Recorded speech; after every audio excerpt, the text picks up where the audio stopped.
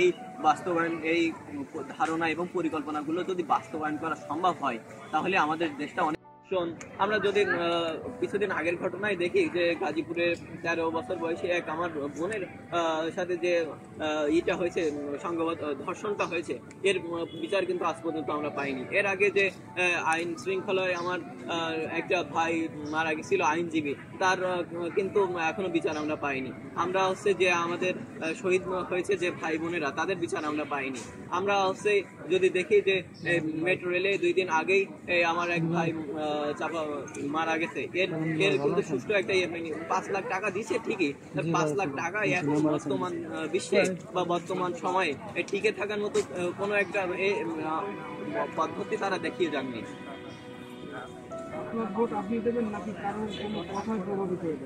অবশ্যই আমার ভোটটা আমি নিজে দেব এবং আমি আমার যোগ্য প্রার্থীটাকে আমি মনে করব, তাকে আমি আমার ভোটটা দিব এবং আমি আমার প্রত্যাশা থাকবে যে সে আমার কথাগুলো বাস্তবায়ন করার চেষ্টা করবে, সে আমার এবং আমার দেশের জন্য কাজ করবে, নাকি অন্য দেশের জন্য।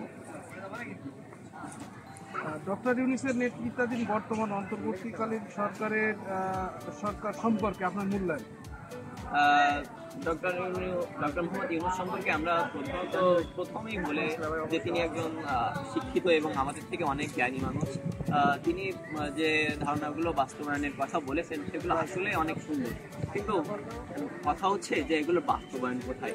আমরা যদি এগুলো বাস্তবায়নই না করতে পারি তাহলে এইগুলোর কোনো ইয়েই থাকে না। আমরা জানি যে অন্তর্বর্তীকালীন সরকার এর দ্বারা সবকিছুই বাস্তবায়ন করা সম্ভব না, কিন্তু আমরা চাচ্ছি যে যদি এই বাস্তবায়ন, এই ধারণা এবং পরিকল্পনাগুলো যদি বাস্তবায়ন করা সম্ভব হয়, তাহলে আমাদের দেশটা অনেক এগিয়ে যাবে।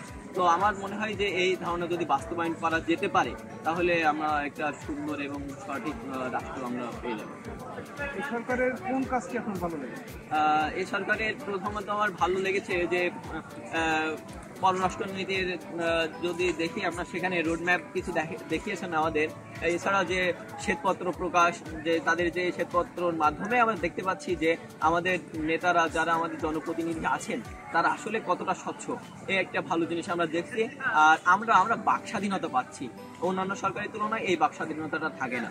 এটা আমার অনেক সুন্দর লাগছে যে এই বাক স্বাধীনতা আছে, আমি কথা বলতে পারছি, আমি চাইলেই একজন এমপি মন্ত্রীর বিরুদ্ধে কথা বলতে পারি। এটা আমার সব থেকে ভালো লেগেছে। খারাপ লেগেছে? খারাপ লাগার বিষয়ে যদি আমি দেখি, তাহলে আইন শৃঙ্খলার যে সার্বিক পরিস্থিতি, এটা অনেক খারাপ ছিল।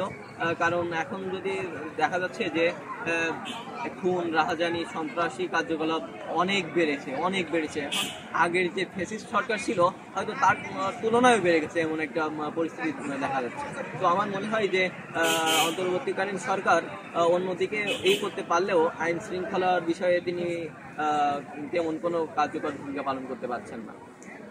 আপনি যদি আপনার এলাকা থেকে এমপি নির্বাচিত হতেন, তা আপনার এলাকার জন্য প্রধানত আমি আমার এলাকার জনগণ এবং জনকল্যাণমুখী কাজ দেখতাম। আমি দেখতাম যে আসলে আমার এলাকার কোন কোন সেক্টরে সমস্যাগুলো আছে এবং সেগুলোকে সমাধান করার চেষ্টা করতাম। এবং আমি যখন এই কাজগুলোর বাজেট প্রণয়ন আমার কাছে আসতো, বা আমি এইটা দায়ভার আমার কাছে আসতো, তখন আমি এগুলো দেখতাম যে আসলে এই কাজটি সঠিকভাবে হচ্ছে কিনা।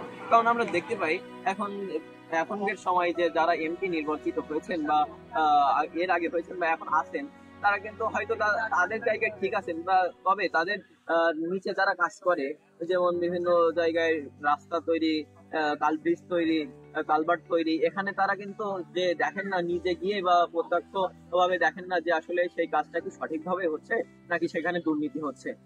এইগুলোর জন্য আমার মনে হয় যে আমি যদি হতাম, তাহলে আমি অবশ্যই স্বচ্ছতার দিক থেকে বেশি গুরুত্ব দিতাম। ধন্যবাদ।